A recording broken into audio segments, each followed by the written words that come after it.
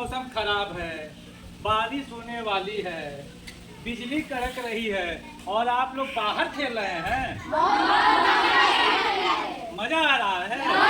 लेकिन ऐसे मौसम में तो हमें घर से बाहर नहीं निकलना चाहिए।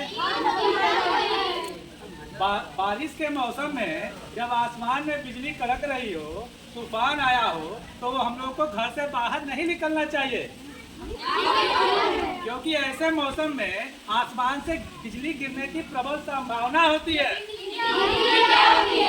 बिजली, आसमानी बिजली गिरने के कारण हमारी जान भी जा सकती है। हाँ, जान भी जा सकती है।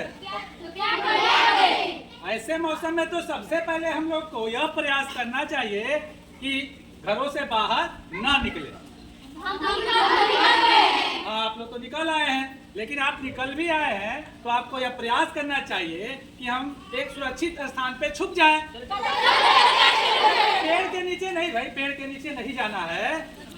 कहाँ जाना है? क्या आप लोग को नहीं पता कि आसमानी बिजली गिरने का सबसे ज्यादा खतरा ऊंचे ऊंचे पेड़ों, ऊंचे ऊंचे खंभों, बिजली के तार और विद्युत उपकरणों पे होता है। आप लोग ये नहीं जानते? नहीं। तो आज जान लीजिए, कभी भी ऐसे मौसम में हम वहां नहीं जाएंगे। अब प्रश्न ये उठता है, तब क्या करेंगे? क्या? अब बाहर फंस गए हैं, पेड़ है, कहीं घर वर नहीं है, तो करेंगे तो क्या करेंगे? आएगी ना समस्या। तो उसके लिए हम लोगों को एक निश्चित दूरी बनाकर क्या बन जाना है? कुड़ू बनेंगे और ये प्रयास करेंगे कि हमारे पास यदि सूखी लकड़ी, सूखे पत्ते उपलब्ध हो तो उनको पैर के नीचे रख लेने का प्रयास करेंगे। और नहीं भाग सकते तो दूरी बनाकर क्या करना है? कुड़ू बन जाना है। कैसे? इस तरह हम लोग जान माल की क्षति को कम कर सकते हैं। समझ में आया? अब आप इस प्रकार की कभी गलती तो नहीं करेंगे? नहीं। और बाहर अपने सहपाठियों को भी समझाएंगे? नहीं। तो क्या हम लोग को विद्युत उपकरणों के उपयोग करना चाहिए ऐसे मौसम में? नहीं। बाहर निकलना चाहिए? नहीं। बहुत सारे बच्चे तो नहाने के लिए निकल जाते हैं, तो क्या कहेंगे उन लोगों के लिए? नहीं निकलना चाहिए।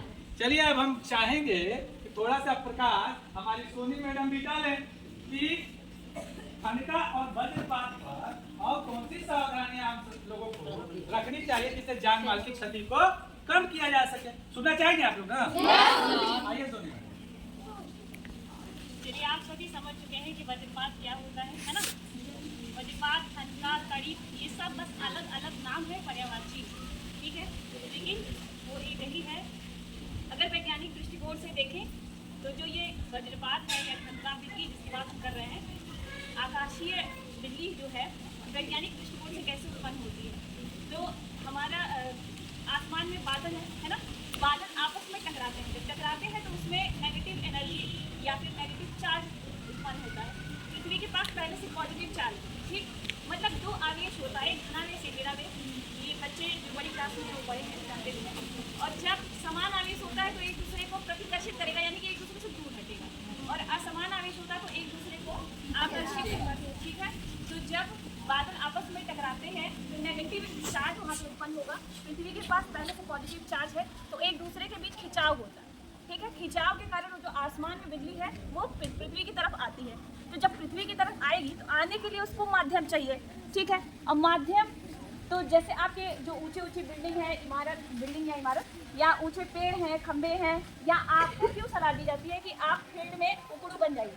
अगर कुछ नहीं है सुरक्षित स्थान तो खुद को बचाने के लिए उकड़ू बैठने के लिए क्यों बोला जाता है? क्योंकि जब आप सीधे खड़े रहेंगे तो उस बिजली को माध्यम नहीं मिलेगा। जब माध्यम नहीं मिलेगा तो वो आपको टच नहीं करेगा। आप जब उकड़ू बन जाते हैं ना तो वो आप पूरे फील्ड में कहीं भी किसी भी स्थान पर आराम से देख सकते हैं, ठीक है? असमान आवेश के कारण